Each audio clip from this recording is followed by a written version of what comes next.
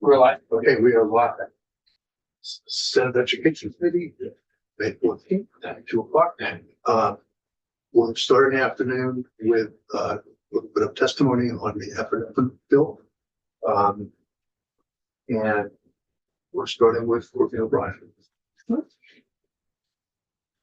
So you've met her right here before. I have. Nice to see you all again. For the record, I'm Courtney O'Brien. I'm the Interim Operations Director at the Agency of Education. And I am here today to provide a bit of testimony, hopefully not too lengthy, and also to complement testimony that will be provided by our partners at the Vermont Department of Health. And we appreciate the opportunity to come back and speak about the proposed language of Bill H209, which is a bill intended to provide expanded access to emergency epinephrine in schools. Just so you know, we did walk through the new language yesterday. I saw that. That was excellent. And so I'll shift my testimony just a little bit today, but I think the sentiment still applies. Yeah, thank you. Yeah. And ultimately, the agency is very much in support of the consensus language that was reached and is reflected in the most updated version of the bill. So that was very exciting to see the version of that after yesterday's conversation. We believe that these changes will allow for the clarification of roles and responsibilities for school administrators and school nurses, so providing that necessary clarity there. It allows for expanded access to emergency epinephrine stock in multiple approved forms, which is the main goal of this bill, and ensures both safety and flexibility in schools in the management and delivery of emergency epinephrine or epinephrine in schools. And I know that was a significant concern for our partners, particularly from the Vermont School Nurses Association, around ensuring that this language is reflective of the safety and training needs that are applicable to anybody delivering this medication. I will say that the updated language does address the agency's previous concerns that any overly specific language around school nurse inclusion may have inadvertently created barriers or limitations to allowing all schools access to epinephrine stock. That seems to be resolved. So we think that the language is clear, that it reflects the multiple necessary roles that can be accessed or utilized in the management of emergency epinephrine. And lastly, for the record, we just wanted to state that in preparation for this testimony and in earlier conversations around this bill, members of the Vermont State School Nurses Association have raised very important concerns and considerations for ensuring that school nurses are provided with the appropriate high quality training and development opportunities, which are commensurate with expectations for nurses to provide high quality care. So just really making sure that our school nurses do have access and ability to attend those trainings and receive that quality development opportunity. And the AOE is committed to continuing to discuss these concerns with our partners across the state. So with our departments at the Vermont Department of Health and with the State School Nurses Association, and work towards solutions that can be implemented within the appropriate scope and responsibility of each agency. So there's certainly some discussion to be had around the Agency of Ed's role in this, the State Board of Education's role, Department of Health, et cetera. So we are committed to continuing those conversations, but we do not believe that there's a need for language in the law to reflect that. So that's my testimony today. Short and sweet. That's I did sense a lot of questions after the walkthrough yesterday, which was a good thing. So no questions? This one on the nurses training. Does that come out of the local budget usually, correct? Or does AOE have funding for that? That's a big question. I think it depends on what kind of training we are talking about. There are different pieces of regulation and law that are provided either through the State Board of Education, through the Agency of Education, and how we administer that is a little different depending on what we're talking about. So I think we need to take a closer look at that. Are you talking specifically about epinephrine training? Yes. I don't know what that's covered specifically. We can certainly look at that. Okay. We put it in the bill, but it doesn't training that's like, police officer, you have a certain training you got to fill, and it's covered in by your employer, not the bill, I can say. Yeah, and I'm going to just kind of reach back to my colleagues from the Department of Health a bit as well. There is at least one memorandum of understanding between our two agencies that allows for delegation of some of the responsibility for training and for that very health specific and nurse specific training in law to be shifted from AOB to BDH. I don't have a copy of that in front of me, and so we would need to likely take a look at that and make sure that things are accurately covered. I think, yeah, that's where I would go with that. Yes. Sorry, I hope this wasn't asked, but I've actually been wondering since you were here last. We've been having a lot of dialogue with you. You're building this, sort of understanding of what the intent is, what we're seeking. You're interim. What does that mean? Are you in a process to? Yeah, that's a great question. So when I'm not interim, so I think it's a good place to start. I work as an operations manager on this team. So I've been in this work and coming to the agency several years ago. Okay. Our prior director was current Deputy Secretary Jill Briggs Campbell. So we work together as a unit. We have several other team members that support this work. And as Jill has been elevated to her new role as Deputy Secretary, I am interim in the supervision and kind of coordination of work across our team. Okay. And likely, interim doesn't last forever. It's my understanding that when that position is ready to be recruited, it would be a recruited process. And I would either apply and be considered or return to my previous role. So there's not a search right now. Not actively. Okay. So I asked one question, just to, on page 2, sub 6 on line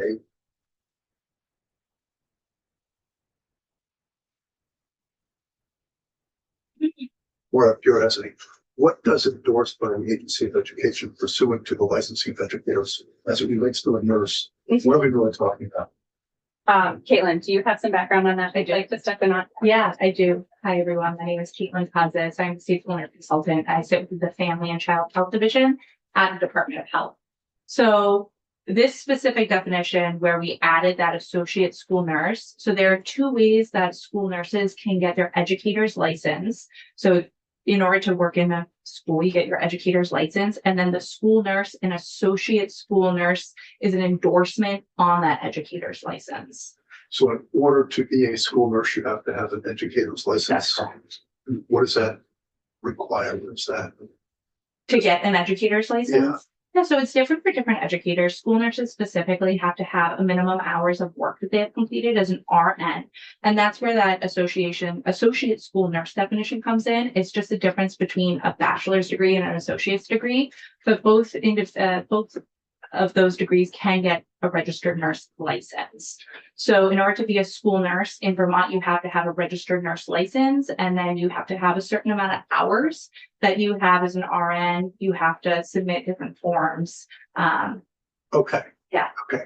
So it's not changing anything. I just wanted to make sure that associate school nurses, which there are associate school nurse is in the state of Vermont, were also included and acknowledged in this bill. Any other questions?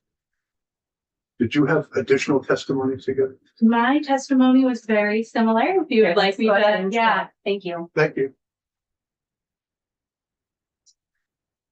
Awesome. Again, my name is Caitlin Kozis, State School Nurse Consultant and the Vermont Department of Health. I want to thank you all for your consideration of the consensus language that was presented yesterday and the incorporation of those recommended changes into the current draft. Just want to note that the Vermont Department of Health does support this current version of the bill, and this does represent consensus of the Vermont Department of Health, Agency of Education, the Office of Professional Regulation, specifically the Board of Nursing, and the Vermont State School Nurses Association. If there are any other questions, I can answer them. For some clarity regarding the training aspect, that was actually already in the bill as well. And we also want to make sure that those designated personnel, which are outlined in the bill, have that appropriate training in the instance that a school nurse is not available within the school. And one other thing is just to acknowledge that schools are wrapping up the 24-25 school year.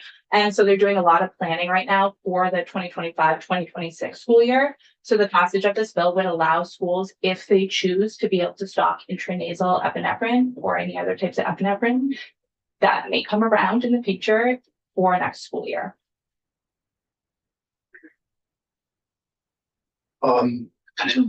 If there's a committee member who wanted to move bill, be looking to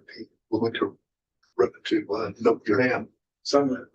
First by a second. Okay, legalize Senator Trump. Thank you. Any further discussion? Just a question, the possibility that the funding for this might be in the budget? I'm seeing it. Like, oh,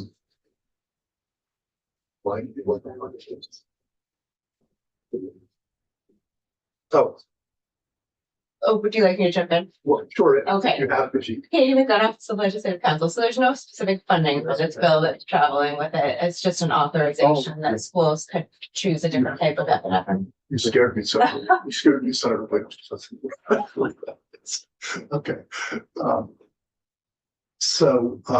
Will we have the floor?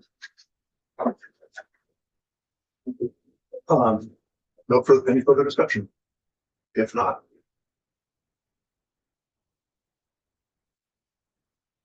Senator Sheen, yes. Senator Hufford, Yes. Senator Van Benson. Yeah. Senator Weeks, Yes. Senator Williams, yes. And Senator Boneyard. Yes. Now all we need is a reporter. I'll take it unless. I'll do it again. We were just just talking talking on the way in about needing a little more chamber experience. Yeah. So it's okay. A little less crackle in the voice. So we'll hopefully be pretty controversial. So Senator Heffernan, I will, volunteer yes, to report to I the. feel hoarse. I'll take Look what volunteer often is. it. Thanks. Okay. Thanks, everybody. Thank you, Katie.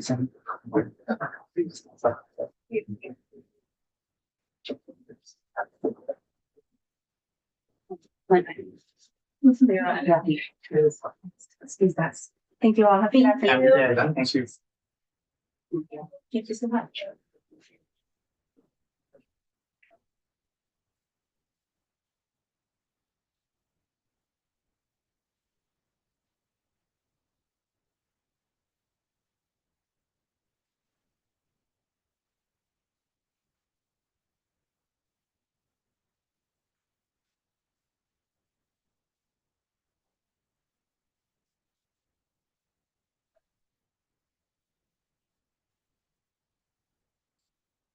Oh, is that when we're actually scheduled for? Okay. Yeah, well, do that. Okay. So, we're actually not scheduled till 2:30. I think that's what people are planning on. So why don't we take a 10-minute break after